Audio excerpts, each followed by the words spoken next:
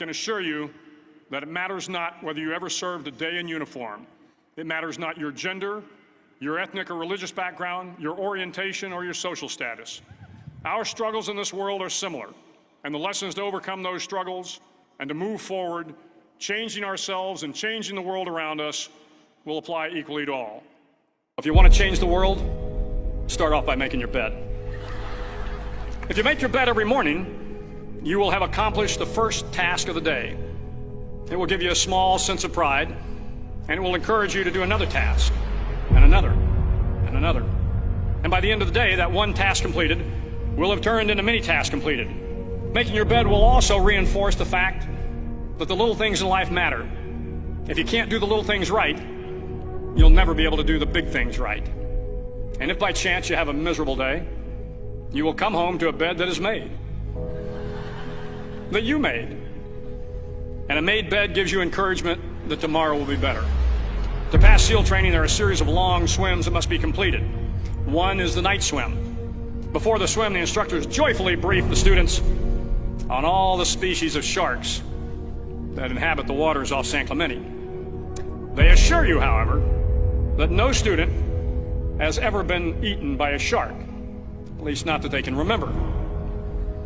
But you are also taught that if a shark begins to circle your position, stand your ground. Do not swim away. Do not act afraid. And if the shark, hungry for a midnight snack, darts towards you, then summons up all your strength and punch him in the snout, and he will turn and swim away. There are a lot of sharks in the world. If you hope to complete the swim, you will have to deal with them. So if you want to change the world, don't back down from the sharks. Over a few weeks of difficult training, my SEAL class, which started with 150 men, was down to just 42. There were now 6 boat crews of 7 men each. I was in the boat with the tall guys, but the best boat crew we had was made up of the little guys, the Munchkin crew, we called them. No one was over 5'5". The Munchkin boat crew had 1 American Indian, 1 African American, 1 Polish American, 1 Greek American, 1 Italian American, and 2 tough kids from the Midwest. They out-paddled, outran, and outswam all the other boat crews. The big men in the other boat crews would always make good-natured fun of the tiny little flippers the Munchkins put on their tiny little feet prior to every swim. But somehow these little guys from every corner of the nation and the world always had the last laugh, swimming faster than everyone and reaching the shore long before the rest of us. SEAL training was a great equalizer. Nothing mattered but your will to succeed, not your color, not your ethnic background, not your education, not your social status. If you want to change the world, measure a person by the size of their heart, not by the size of their flippers. The 9th week of training is referred to as Hell Week.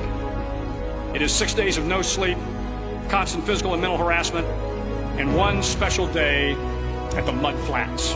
The Mud Flats are an area between San Diego and Tijuana where the water runs off and creates the Tijuana Sloughs, a swampy patch of terrain where the mud will engulf you.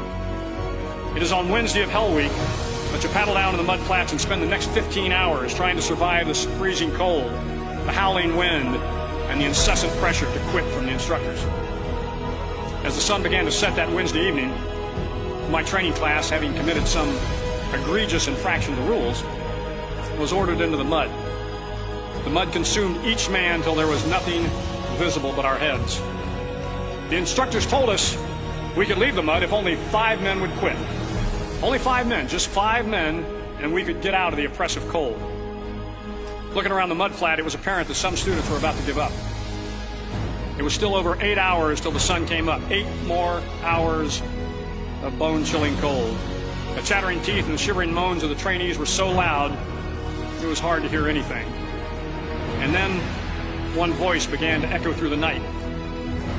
One voice raised in song. The song was terribly out of tune, but sung with great enthusiasm. One voice became 2, and 2 became 3, and before long, everyone in the class was singing. The instructors threatened us with more time in the mud if we kept up the singing, but the singing persisted, and somehow the mud seemed a little warmer, and the wind a little tamer, and the dawn not so far away. If I have learned anything in my time traveling the world, it is the power of hope.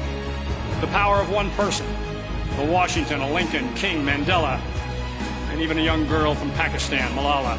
One person can change the world by giving people hope.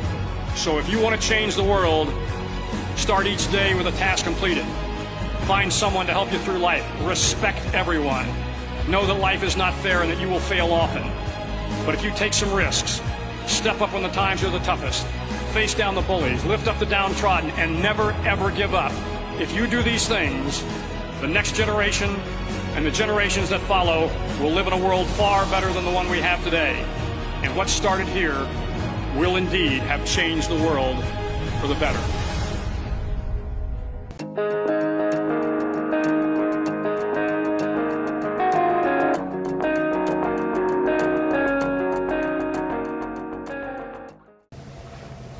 Bill Mcraven, retired admiral, Navy SEAL, 37 years, former head of U.S. Special Operations. Hillary Clinton fan. Special Operations. Excuse me, Hillary Clinton fan. Democracy in his lifetime. He's a Hillary Clinton backer and an Obama backer. And frankly, he was a Navy SEAL. Wouldn't it have been nice if we got Osama bin Laden a lot sooner than that? They don't tell. You're not even going to give years. them credit for taking down bin Laden?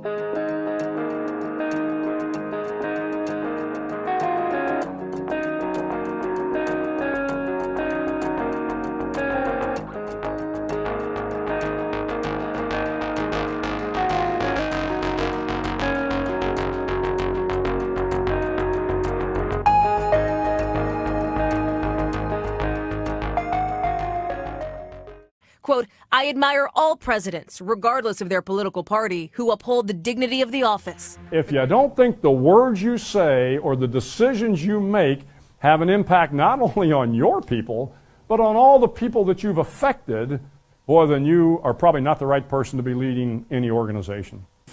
The president said, the news media is the enemy of the American people. The news media is the enemy of the American people. This sentiment may be the greatest threat to democracy in my lifetime. This sentiment.